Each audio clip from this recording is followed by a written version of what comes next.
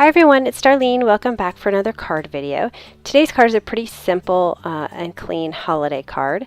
I'm going to be using the Simon Says Stamp Falling Snow stencil. You can see it's kind of thick at the top and it thins out at the bottom. And this Ellen Hudson set called 'Tis the Season. It came out last year. So I'm going to start off by taking a piece of 4 1/4 by 5 1/2 inch Neenah, and I've got this fog cardstock that's already cut at an angle, and you can do that ahead of time because it's the right angle that I needed. And I'm just lining it up here, and it's going to be a little too long, but that's okay. I'll trim it later, and I'll just kind of figure out where I want to stamp my images, and I'm going to draw a line so I have a guide. And then I'll pull out my MISTI. I'll line up the 2 stamps that I'm going to be using, and making sure they're right along that pencil line, and then I'll close my lid to transfer it to the top, and then I'm going to ink it up with some Memento Tuxedo Black ink because I'm going to be using Copic markers, and then I'll stamp that and it'll come out right where I need it to be. And then I'll go ahead and erase those pencil lines quickly. Now I'm going to do some coloring here. I've got some C markers for the car. It's kind of a silvery gray car, and I'm going to go ahead and turn the music up and speed through some of this coloring, and you can watch me color for a little bit.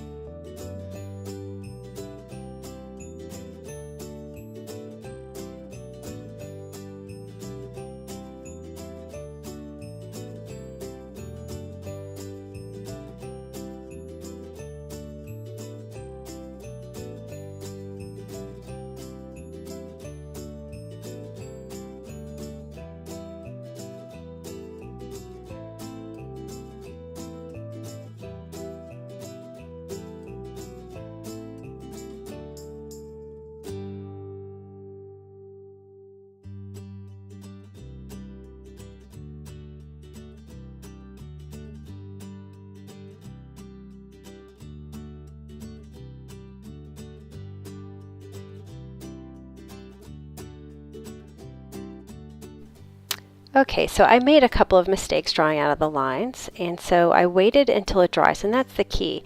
If you do this while it's still wet, then it'll bleed back over the line even more. So I'm taking my colorless blender, which is 0 marker, and I'm pushing that color back over the line. I'm just going to go back and forth slowly, and this bottom part that I did is pretty thick, so it's not going to do such a great job here, and it's dark. But this is a really good way to get your colors back into the lines, but make sure you let it dry for a few minutes first.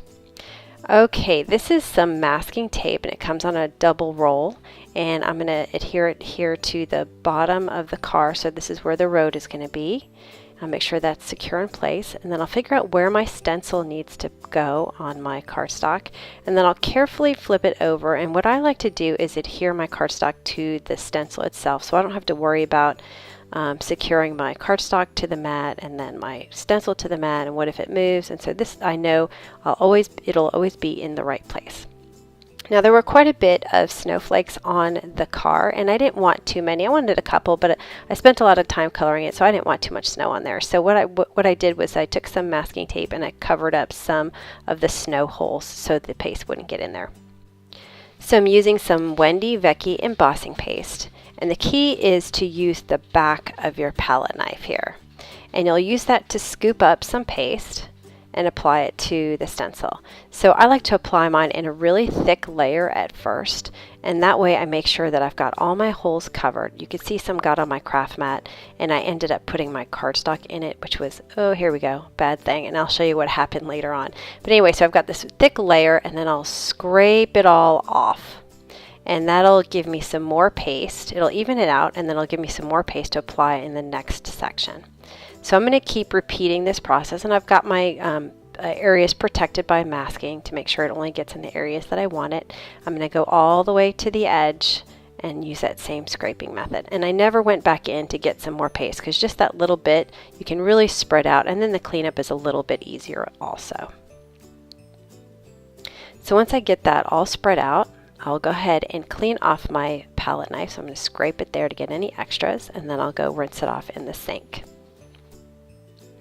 Once I've done that, now I'm going to peel off carefully this stencil, and then I'll take off my masking tape and my surgical tape, and you'll see that in the lower left hand corner I've got some embossing paste kind of stuck there that got through the stencil because I remember I dropped it, or I spread it out on my craft mat. So all I did was take a tissue and I just kind of wiped it away, and it's in the lower left hand corner, so you're not even going to notice it, but it did come up pretty easily.